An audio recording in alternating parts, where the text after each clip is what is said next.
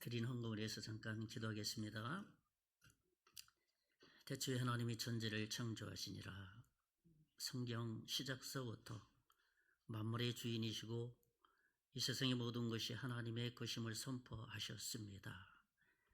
이 땅에 있는 것이 우리의 것이 아무것도 없습니다. 그러나 하나님께서 모든 것을 우리에게 주셔서 살아갈 수 있는 환경, 에너지, 우리에게 주신 모든 탤런트, 한 주간 살면서 너무너무 감사해서 이 예물에 우리의 신앙과 마음을 실어서 하나님 앞에 드리오니 주님 흠양하여 주시기를 원합니다. 10의 1로 드립니다. 감사로 드립니다. 선교로 드립니다. 각양각색으로 하나님 앞에 드리오니 주님 드린 손길이 하늘에 신령한 것으로 30, 60, 100배의 놀라운 영적인 축복을 주시고 더불어서 살아갈 수 있는 하나님의 약속대로 풍족한 물질적인 축복도 넉넉하게 허락해 주실 것을 믿습니다. 미쳐드리지 못한 사랑하는 모든 성도들에게도 동일한 은혜와 사랑으로 채우시고 인도해 주실 것을 믿습니다. 예물 관리하는 재정부 한 사람 한 사람 가운데 하늘의 지혜를 주시고 성령 충만하게 해주셔서 이 예물 잘 관리하여서 하나님의 놀라운 주님의 그 일을 넉넉히 감당하여 칭찬받을 수 있도록 주여 은총을 베풀어 주시옵소서. 이 예물 사용되어지는 곳에 하나님의 영광이 드러나게 하시고 올바르게 쓰여질 수 있도록 우리 주님께서 함께해 주시옵소서. 모든 것 하나님께서 받으신 걸 믿고 감사하고 살아계신 예수님 이름으로 간절히 기도하옵나이다. 아멘. 금년 들어서 제가 첫 번째 이 자리에 서는 것 같습니다. 주일날. 그래서 제가 오늘 첫 번째이기 때문에 성부영신 예배도 가운을 입었지만 첫 번째 설교를 하기 때문에 가운을 입고 섰습니다. 왜냐하면 옛날에는 뭐 지금도 매주마다 가운 입고 하는 교회들이 많이 있습니다. 이전에는 절대적으로 다 가운 입고 장로님들이 올라와서 또 기도해야 되고 또 여기도 그렇잖아요. 장로님석 여기 따로 있었다고 그러더라고요. 옛날에 가운 입고 딱 기다리고 계시다가 너무 권위적이다 그래서 이제 우리 자유롭게 이렇게 예배를 드리게 됐는데 이 가운이라는 의미를 우리가 잘 이해했으면 좋겠습니다. 또한 하나님의 권위입니다. 이 믿음의 권위.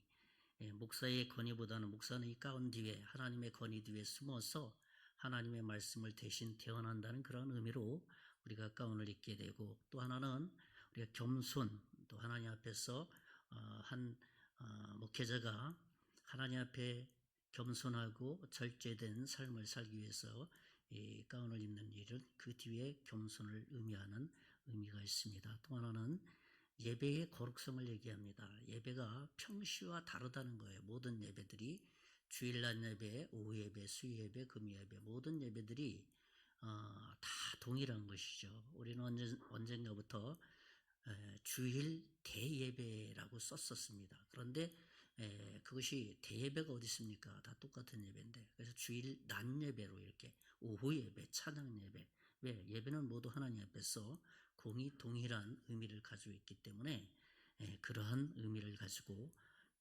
예배의 그 질서, 예배의 거룩성을 의미하는 것을 가운 속에 다 담겨져 있죠. 또 하나는 무엇이냐면 우리의 신앙, 말씀 중심의 신앙으로 믿음의 삶을 삽니다 하는 것이 가운 속에 개혁주의적인 우리 신앙을 가진 우리들에게 다 숨겨져 있습니다. 그러니까 성가대 가운 입는 것도 마찬가지고요.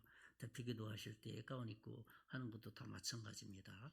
그래서 자유롭게 예배하는 것은 좋지만 이 정신을 가지고 예배 인도하는 모든 사람들은 이러한 의미를 가지고 주님 앞에 나와서 예배를 인도해야 되고 또 예배에 우리가 동참할 수 있어야 된다는 것이죠. 왜? 대표적인 의미니까요. 대표성을 가지고 하는 거니까요.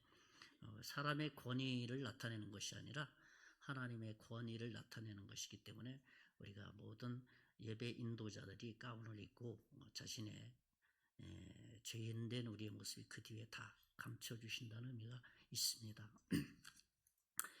오늘 찬양 정말 그렇게 사셨으면 좋겠습니다.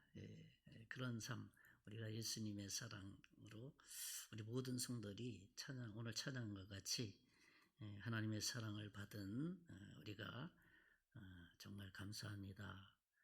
우리가 이렇게 영원한 주님의 나라를 소망할 수 있으며 구원받은 자녀로 살 수 있으며 얼마나 감사한지 모릅니다.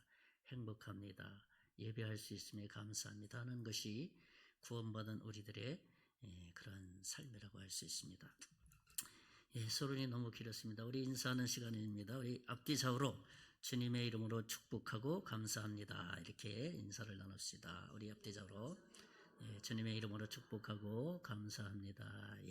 감사합니다. 금년 한 해도 우리 여러분 자리를 좀 있는 위치에서 꼭 지켜주시고 또 이 자리를 지키실 분들을 한 사람 한 사람 더 채워 가셨으면 좋겠습니다. 그래서 새로운 이제 박정길 목사님, 담임 목사님 오셔서 이 교회를 이끌어 갈 때 정말 제가 저쪽 소란에서 이렇게 소식 들어왔을 때 정선정원교회가 부흥하더라. 그런 소문을 제가 들어야 되지 않겠습니까? 그래서 여러분이 자리를 첫째 지키는 게 첫 번째 의미고 두 번째로는 이 자리에 한 사람 한 사람씩 초청하는 것, 주님께로 인도하는 것이 여러분의 의무예요. 그것이 마태복음 28장 18, 19, 20절에 주님께서 우리에게 대명령하신 그 말씀에 순종하는 것이니까 우리의 신앙생활이 정말 행복했으면 좋겠고 주일날 예배, 평상시의 삶이 즐거운 믿음 생활을 했으면 좋겠다 생각을 합니다. 어느 그 기독교 기관에서 설문을 했습니다. 어떤 설문지를 했냐면 우리 그리스도인들이 죄책감에서 자유롭게 자유함을 누리면서 살아가는 사람들이 얼마나 되는가라는 그 설문지를 이렇게 했는데 참 불행하게도 죄로부터 자유함을 자유롭게 살아가는 어떤 신앙생활을 하는 것이 너무 적잖은 거예요. 프로테지로 봤을 때에. 심지어는 성직자들, 목회자들까지도 신학생이나 목회자들을 향해서도 이러한 설문조사를 했는데 당신은 예수 그리스도로 말미암아 십자가에 죽으시고 그 다음에 그 예수님을 구세주와 주로 믿어서 의롭게 되었는데 이 믿음 생활이 그 의롭게 된 삶 가운데 행복하고 즐겁고 정말 믿음 생활이 즐겁습니까? 라고 하는 설문의 내용은 대부분이 정말 너무나도 적었다는 것이에요. 목회자나 성도들이. 이런 문제들은 우리가 복음의 문제를 해결하고 살았느냐, 더 리얼한 표현을 한다면은 사탄으로부터 승리하는 삶을 살았냐 그 얘기입니다. 우리 믿음 생활의 어떤 본질적인 말씀이라고 하겠습니다. 그래서 오늘 본문의 내용은 죄책감으로부터 자유, 우리가 잘 알고 있는 로마서 8장 1절 4절 사이에 있는 말씀이 죄책감으로 살아가는 어떤 거듭나기 이전의 우리의 모습이었다면은 죄책감에서 이제 해방되어서 이제 한 걸음 더 나가서 자유롭게 자유함을 가지고 살아가는 삶, 그런 것들이 오늘 본문의 내용에서 여러분과 함께 나누고 싶은 것이죠. 첫째로 우리가 생각해야 될 것이 뭐냐면 죄책감이란 어떤 의미를 가지고 있느냐, 죄책감에 대한 정의, 그러한 의미를 성경적인 어떠한 의미를 바르게 이해하는 것이 굉장히 중요합니다. 우리는 죄책감의 의미를 우리가 일반적인 개념이 아니라 성경에서 그 의미를 바르게 찾아서 바르게 이해하고 그다음에 죄책감에서부터 자유로운 삶, 자유로운 믿음의 삶, 능력 있는 믿음의 삶, 그런 삶을 살아야 된다는 것이죠. 우리 개인과 관련된 이 현실에서의 삶의 현장에서의 우리의 신앙생활이 사실은 자세하게 들여다보면 죄 가운데 살아가고 있어요. 그러니까 죄라는 엄청난 그 속에서 우리가 살아내고 있는 거예요. 그렇다면 그 죄의 문제를 나는 해결해서 그 죄 문제를 해결해서 자유롭게 사느냐 하는 그 말은 뒤집어서 얘기하면 그 죄 문제를 해결해서 그 죄를 이기면서 승리하면서 살아가느냐, 그래서 죄와 싸워서 자유로운 믿음의 삶을 살아가느냐, 이 부분을 얘기하고 있어요. 그러니까 이 죄책감에 대한 죄책이라는 어떠한 의미를 바르게 우리가 이해하는 것이 중요합니다. 첫째로 일반적인 어떤 의미입니다. 죄책이라는 의미가 뭡니까?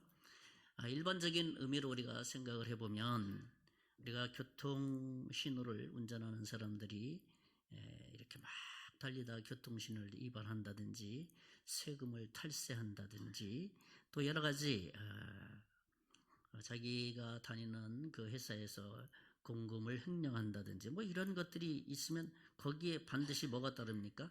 책임이 따르게 돼 있어요. 그것을 죄책이라고 말해요. 일반적으로 죄책이라고 의미하죠. 그러니까 성경적인 두 번적인 의미에서 생각을 해요. 일반적인 의미가 그렇다면 성경적인 의미는 죄책이라는 게 뭐냐? 하나님과 우리의 믿음 생활 속에서의 관계성 속에 하는 관계성 속에서 나타난 죄책을 의미하는 거예요.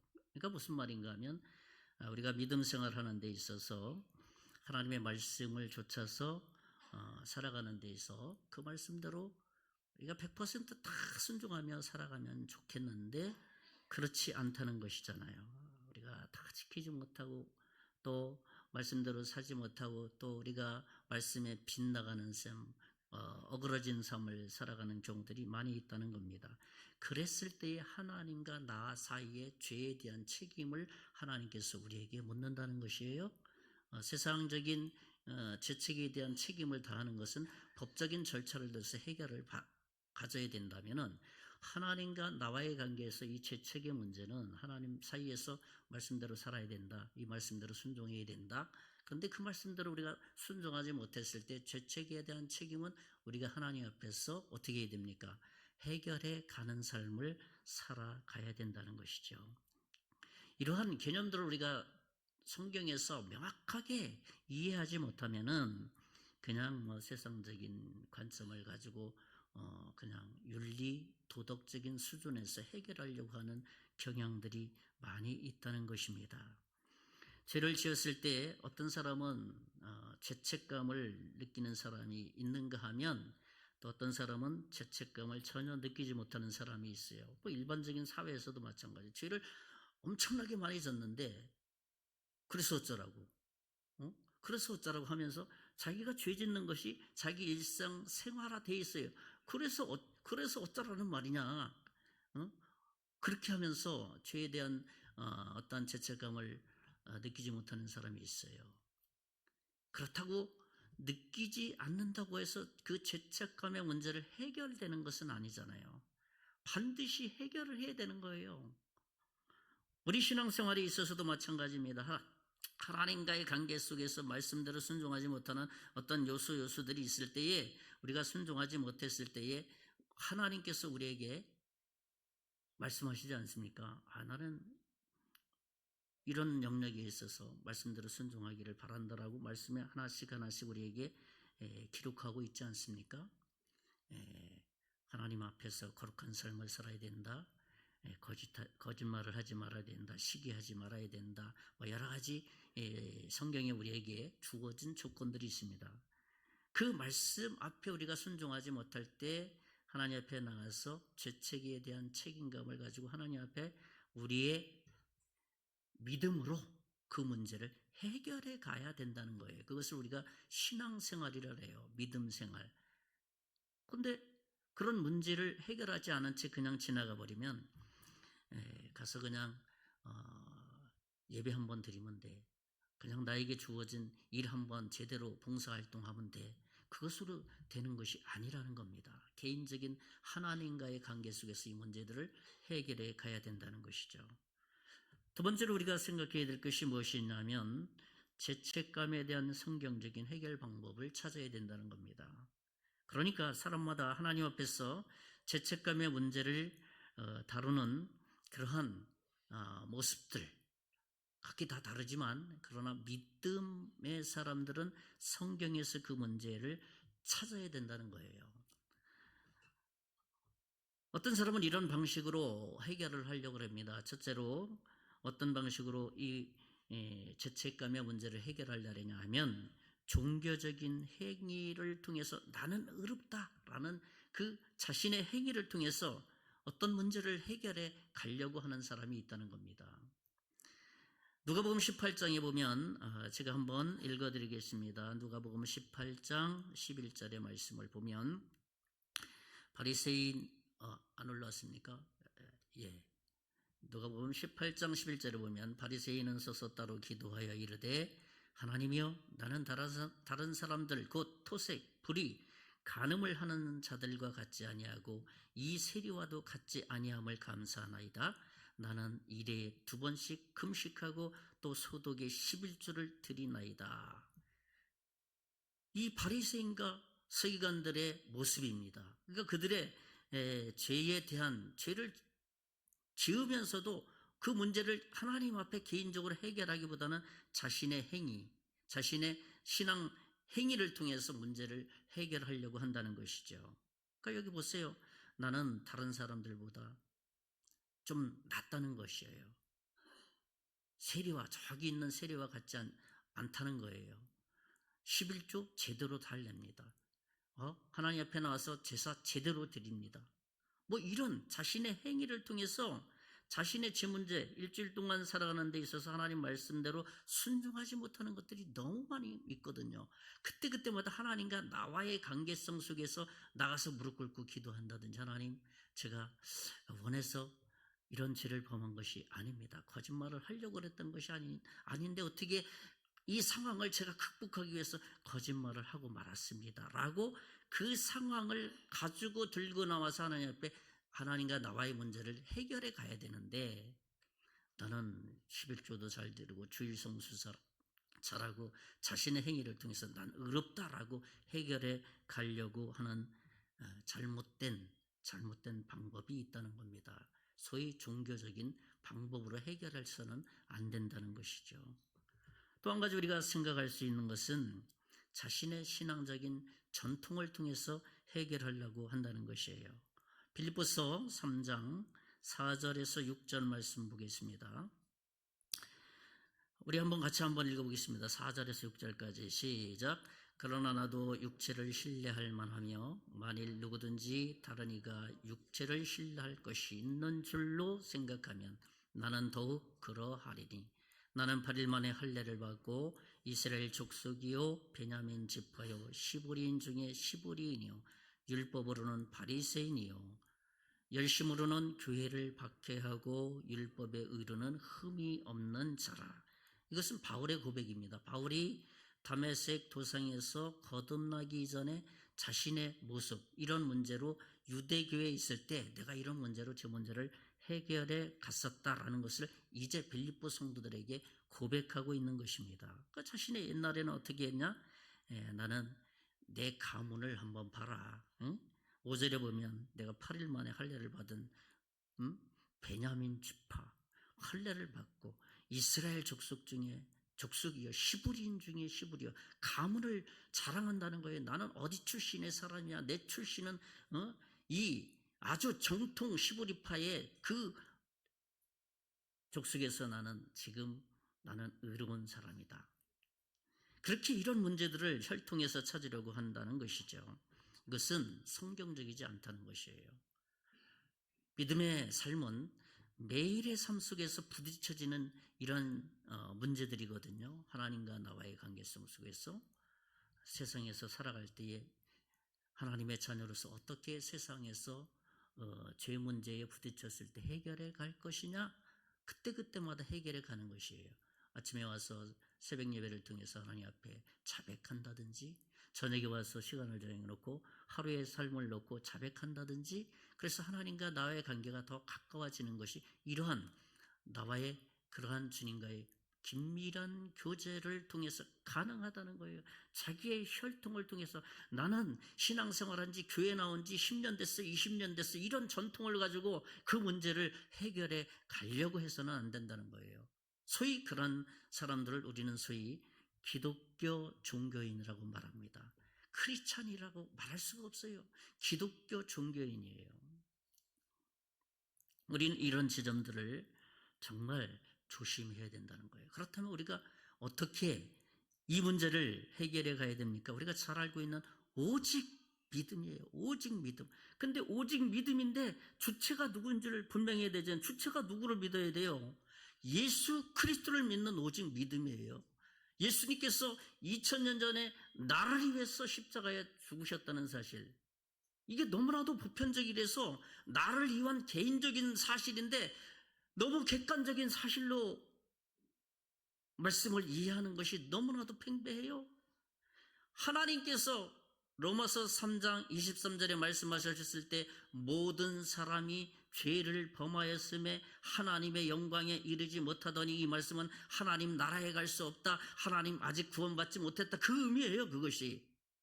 근데 그 모든 사람이라는 것을 하나님의 측면에서 모든 사람을 말한 것인데, 모든 사람을 내가 들을 때는 나 개인이거든요.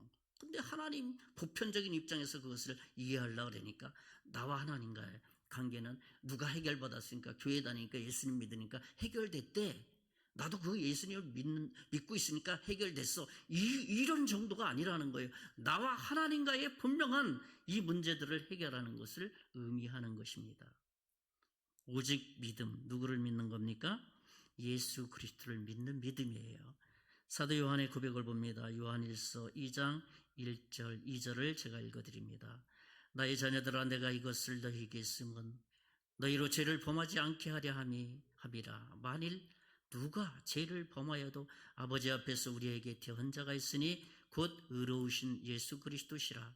2절, 그는 우리 죄를 위하여 화목제물이니 우리만 이해할 뿐 아니요 온 세상의 죄를 이해함이심이라. 그러니까 나뿐만 아니라 모든 사람들을 위해서, 죄인들을 위해서 대속해 주셨다.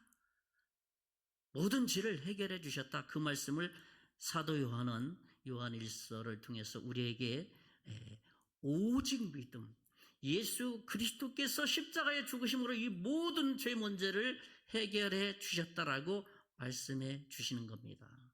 이거는 객관적인 사실이 아니라 어떤 사실이라고요? 나 주관적인 사실로 받아들일 때 이 말씀이 나한테 그때서 비로소 적용되는 말씀이에요. 그러니까 이 말씀을 읽을 때 희열을 느끼는 거예요. 기쁨을 느끼는 거예요. 근데 아무리 이런 말씀을 읽어도 마음에 감동이 안 와. 내가 이 사실이라는 지식은 이해가 되는데 가슴으로는 아직 감동이 안 느껴져요. 그러면 하나님과 나와, 예수님과 나와는 아직 관계가 불투명하게 이루어졌고 지식에만 남아있다는 거예요. 그래서 바울은 로마서 5장 1절에 이렇게 고백합니다. 그러므로 우리가 믿음으로 의롭다 하심을 받았으니 우리 주 예수 그리스도로 말미암아 하나님과 화평을 누리자. 바울의 고백이에요. 우리가 믿음으로 의롭다 하심을 받았으니 나의 재능, 나의 공로, 나의 경험, 내가 신앙생활하는 그 경력으로 구원받은 것이 아니라 무조건적인 하나님의 은혜로 나를 구원해 주셨기 때문에 나는 예수님 소리만 들으면, 성경을 읽다가 예수 그리스도 하나님이라는 그 말씀만 보면 가슴이 떨리는 거예요. 감사한 거예요. 그것이 바로 예수님을 만난 사람들이 성경을 대하는 그러한 태도가 나올 수밖에 없다는 것입니다. 말씀은 우리가 예수님을 믿음으로 거룩하신 하나님 앞에서 모든 죄책감을 예수 그리스도 안에서 완전히 해결해 줬다, 종결됐다라고 이런 말씀들이 우리에게 선언해 주고 있는 말씀들이에요. 그러니까 성경을 대할 때 우리가 내가 하나님의 은혜를 받은 자구나, 내가 죄로부터 구원받은 사람이구나, 내가 죄와 싸워서 이길 수 있는 능력을 내가 이미 받은 하나님의 거룩한 백성이구나 라는 것을 성경을 읽을 때마다 능력이 생겨요. 확신이 생겨요. 그러니까 믿음 생활이 어떻습니까? 당당해질 수밖에 없어요. 자기 경력을 말할 수가 없는 거예요. 자기 교회에서의 어떤 경력, 신앙생활의 경력을 말하는 게 아니에요. 직분을 말하는, 내가 목사니까, 장로님이니까, 안수집사니까, 권사님이니까 이거 앞세우지 않습니까? 않습니다. 목사는 하나님 말씀에 100% 있는 그대로 순종하는 삶의 사람이지. 그렇구나. 내가 말씀대로 순종하고 있는가? 난 목사로서 하나님 앞에서 이 말씀을 두렵고 떨리는 말씀으로 매일의 삶 가운데서 살아가려고 애쓰는가? 이 마음의 태도를 가지고 우리가 신앙생활하게 될 때 별 문제가 없어요. 문제가 안 일어나요. 그러니까 그 다음에 나타나는 액션이 뭡니까? 감사합니다. 감사합니다. 그리고 마음속에 행복한 느낌, 즐거운 느낌이 가슴에 이렇게 막 일어나는 거예요. 그러니까 형제를 사랑하고 지체를 사랑하는 마음이 막 생기는 겁니다. 나에게 막 욕을 퍼부어도 그래, 예수님 생각하면 십자가에서 죽으실 때 예수님 딱 생각해 보니까 예수님 침뱉음 욕에 쌍욕을 많이 당하셨지. 나한테 욕하는 거 아무것도 아니네. 이러한 믿음의 승화되는 삶을 우리가 살아가면서 하나님을 향한 믿음이 더 단단해진다는 거예요. 그것을 소위 우리는 확신 있는 믿음 생활, 승리하는 믿음 생활이라고 말하는 겁니다. 그러니 우리의 신앙생활이 얼마나 당당하고 얼마나 확신 있고 사탄과 싸워서 죄와 이 사망으로부터 승리하는 삶을 살 수 있겠습니까? 그러니까 우리의 신앙생활은 찌그러져서 살아가는 삶이 아니라 당당하게 예배당 나올 때 당당하게, 예배 마치고 당당하게 이제 영적인 전투가 예배당 문 밖을 딱 나서는 순간에 이제 진짜 나의 신앙이 시작되는 거예요. 그것을 우리가 이해하면 우리가 예배를 빼먹지 않고 드렸다, 그걸 자랑할 수가 없는 겁니다. 마지막 세 번째로 우리가 생각할 수 있는 것은 우리는 그리스도 안에서 완전한 자유함을 받았다는 것입니다. 우리 다 같이 한번 로마서 8장 오늘 본문 내용입니다. 8장 1절 2절 한번 큰 목소리로 다 같이 한번 읽어봅시다. 자, 다 같이 시작.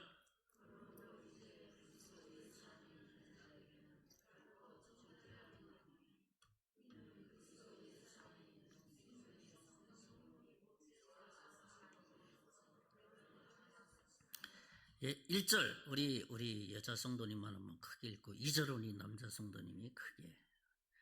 이거 시합가 같은데 사실은 우리 여자들이 소리가 한 옥타브 높잖아요. 그러니까 그거 생각하고 우리 남자 성도님들이 읽을 거니까 걱정하지 마세요. 자, 1절은 우리 여자 성도님들, 2절은 우리 남자 성도님들 다 같이. 자, 1절부터 시작.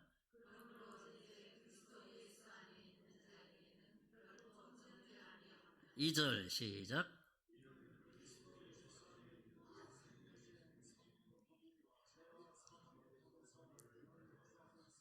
예, 참 남자 성도님이 굉장히 많네요. 여자 성도님이 진 것 같네. 옥타브 생각해 보면. 예, 이 말씀은 제가 로마서 7장을 묵상하면서 이 사망의 누에서 누가 나를 건져내랴 하고 바울이 고민을 했잖아요. 7장 마지막 부분에 가서 8장에 와서는 그 문제를 해결하고 나서 바울이 이제 고백하는 거예요. 어떤 고백을 합니까? 그러므로 이제는 그리스도 예수 안에 있는 자에게, 그리스도 예수 안에 있는 나에게는 결코 뭐가 없다고요? 정죄함이. 너 죄졌지? 라고 하면 사탄이 와서 너 죄졌잖아, 그러니까 쪼그라져 라는 그 정죄 속에서 매일 살아서 정죄감 가운데서 예수 그리스도를 믿는 믿음의 당당함을 다 거기서 없애버렸습니다. 그런데 이 사망의 법에서 누가 나를 건져내려 하는 고민을 하는 동시에 내가 예수님을 믿었구나, 예수님이 나 안에 있구나, 그러면 8장 1절에 가서 결코 정죄함이 없다라는 고백을 하는 거예요. 그래서 2절에 다시 한번 다 같이 읽어보겠습니다. 시작. 이는 그리스도 예수 안에 있는 생명의 성령의 법이 죄와 사망의 법에서 너를 해방하였습니다. 해방했다는 겁니다. 이 말씀 그대로 이제는 더 이상 예수 그리스도를 믿는 우리에게는 정죄함이 없는 거예요. 죄를 짓고 나서 너 죄졌잖아, 너 예수님 믿는다며 하면서 죄졌잖아 했을 때 아이고 맞아 하면서 저 바닥에 기는 그러한 모습은 아직 예수님이 없는 사람이 하는 거예요. 너 죄졌잖아 했을 때 그래 예수님이 십자가에서 이 죄를 용서해 줬어. 그러면서 사탄 앞에서는 당당하게 내가 대답하며 죄와 싸워서 당당하게 전투에서 이기는 거예요. 그리고 뒤돌아서서는 하나님 앞에 하나님 죄송합니다, 제가 또 누구를 속였습니다. 하나님, 제가 그런 힘이 없습니다. 이 죄 때문에 2000년 전에 저의 죄를 위해서 십자가에서 모든 죄를 다 해결해 주셨잖아요. 라고 기도할 때 십자가에 죽으신 예수님이 그래, 너의 그러한 모습 때문에 내가 십자가에 죽은 거야 하고 하는 그 하나님의 용서하심의 감격이 내 마음을 확 사로잡아서 그때 주시는 두 번째 하나님의 즐거움이 사제의 은총이라고 말합니다. 소위. 그래서 그 즐거움과 기쁨으로 하나님께 더 감사하고 믿음 생활 올바로 하고 하나님 말씀대로 제가 순종해야 될 것이 바로 여기에 있군요 라고 하면서 말씀대로 살아가려고 하는 이 영적인 갈망과 거룩함이 솟아난다는 거예요. 그것이 능력 있는 신앙생활이에요. 그것이 우리의 신앙의 강력한 힘이라는 것입니다. 우리가 이러한 죄책감에서 자유롭게 산다는 것은 예수님을 믿은 사람만이 가능해요. 예수님을 구세주와 주로 믿지 않는 사람들이 아무리 이런 세미나를 듣고 설교를 듣고 한번 그렇게 하자, 예수님이 십자가에 죽었으니까 아무리 그렇게 해보세요. 예수님이 없는데 감동이 없죠. 능력도 없죠. 그러면서 쪼그라들어서 맞아, 나는 죄인 맞구나 하면서 죄의 노릇, 사망의 법에, 죄와 사망의 법에서 시달리면서 살아갈 수밖에 없다는 겁니다. 그러나 우리는, 예수 그리스도를 믿는 우리는 그렇지 않다는 겁니다. 죄와 사망의 법에서 예수 그리스도의 생명의 성령의 법으로 승리하는 저와 여러분 되시기를 예수님의 이름으로 축원의 말씀을 드립니다. 정말 그렇게 살아야 돼요. 당당하게 살아야 된다는 것이죠. 에베소서 1장 7절 말씀 제가 읽어드립니다. 에베소서 1장 7절 바울이 에베소 성도들에게 말합니다. 우리는 그리스도 안에서 그의 은혜의 풍성함을 따라 그의 피로 말미암아 어떻게 됐다고요? 속량 곧 죄사함을 받았느니라. 성경을 펼칠 때마다 너는 죄로부터 사함받아서 너는 의인이야. 그 죄를 이미 내가 십자가에서 승리한 거야. 그러니까 승리한 나를 바라보면 두 번째 승리하는 삶을 살아가는 거야. 그것이 바로 승리의 확신의 삶을 살아가는 믿음의 삶이야 라고 이 말씀 펼칠 때마다 확인시켜 주잖아요. 우리가 성경을 읽어야 될 이유가 바로 거기에 있는 겁니다. 성경 한 문절 더 보겠습니다. 골로새서 1장 13, 14절은 같이 한번 읽겠습니다. 다 같이 시작.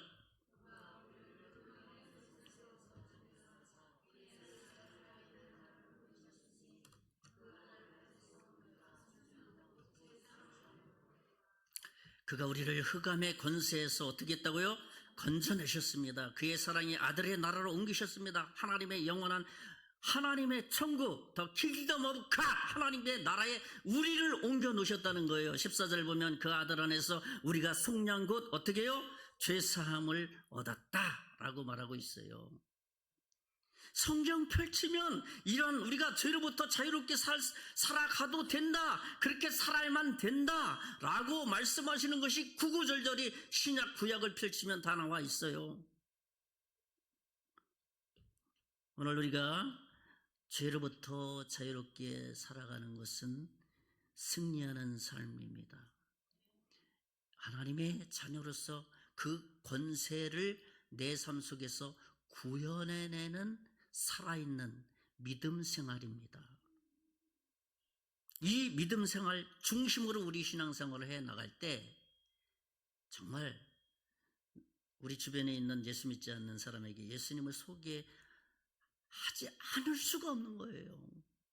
그것을 성경은 전도하라고 말하는 거예요. 예수님, 내가 만난 예수님을 옆에 있는 내 주변에 있는 사람들에게 소개해서 그 영혼이 지옥 가는 것을 보고만 있을 거냐? 예수님을 믿도록 삶으로 먼저 실천을 하라는 게 성경의 우리의 가르침입니다.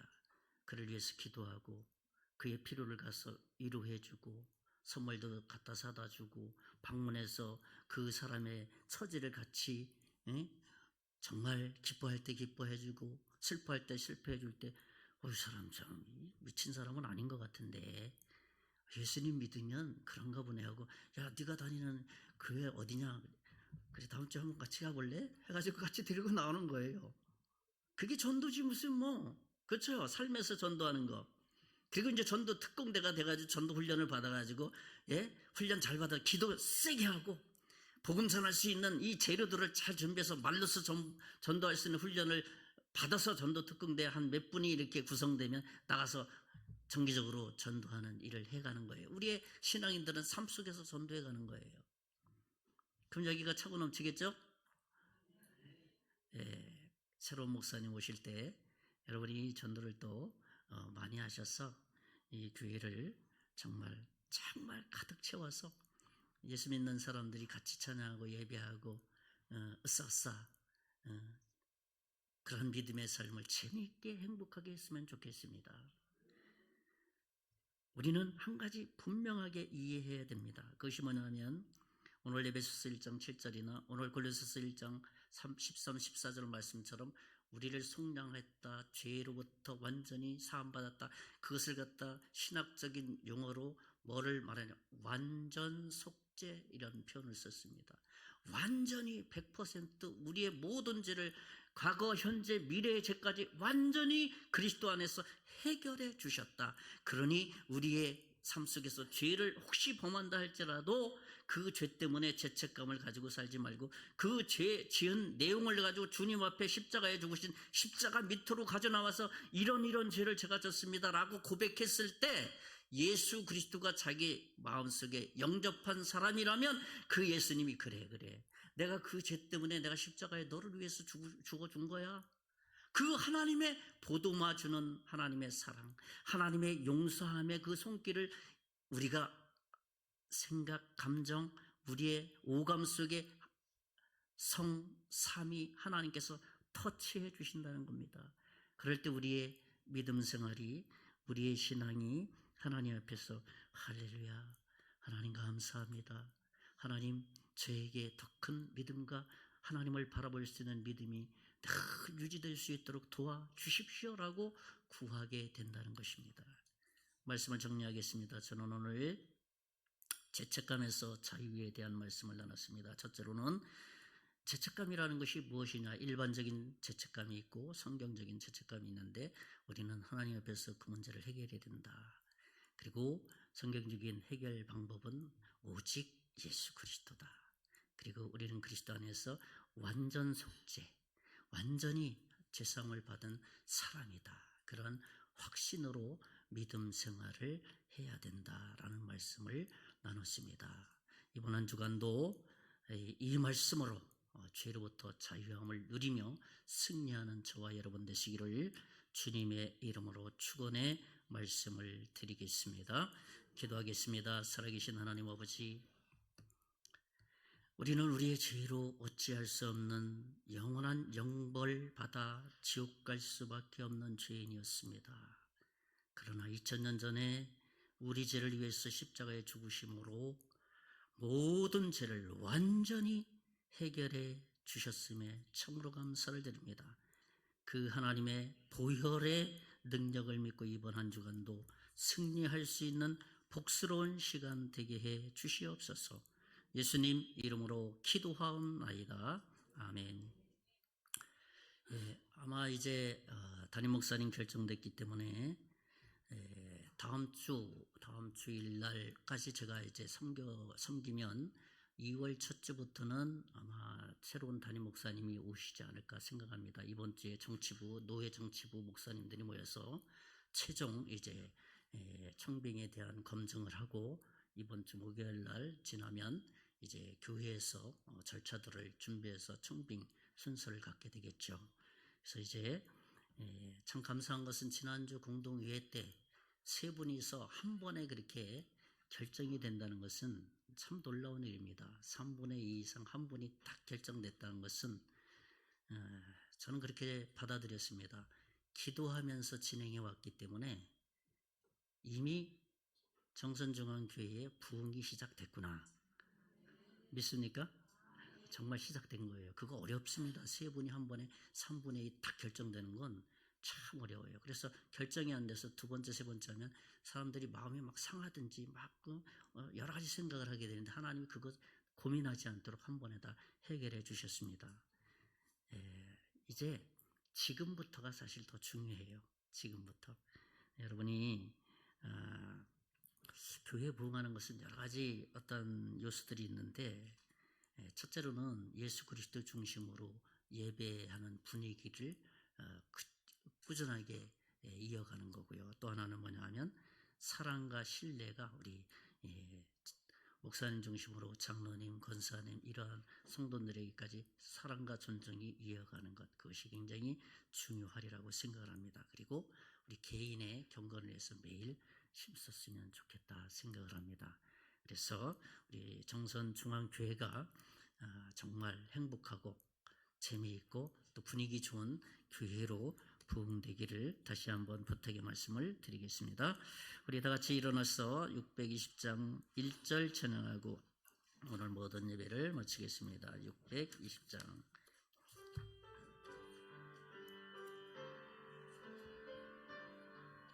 우리 다 같이 손 들고 하나님을 찬양합시다.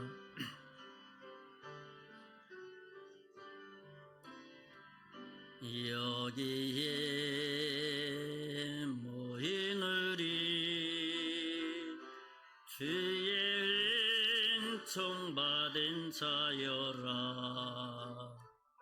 주께서 이 자리에 함께 계심을 아노라. 언제나 주님만이 찬양하며 따라가리니 시험을 당할 때도 함께 계심을 믿노라. 이 믿음 더 굳세라. 주가 지켜주신다. 어두운 밤에도 주의 밝은 빛 인도하여 주신다. 기도하겠습니다. 이제는 우리 주 예수 그리스도의 은혜와 하나님의 극진하신 사랑과 성령님의 감화감동 역사 위로 충만하심이 오늘 죄로부터 승리하는 삶을 살기를 원하는 사랑하는 모든 성도들 머리 위에, 가정 위에, 사업 위에, 앞으로 예수 믿고 구원받을 하나님의 자녀 위에, 특별히 우리 정선중앙교회 위에 이제로부터 영원토록 함께 계실지어다. 아멘.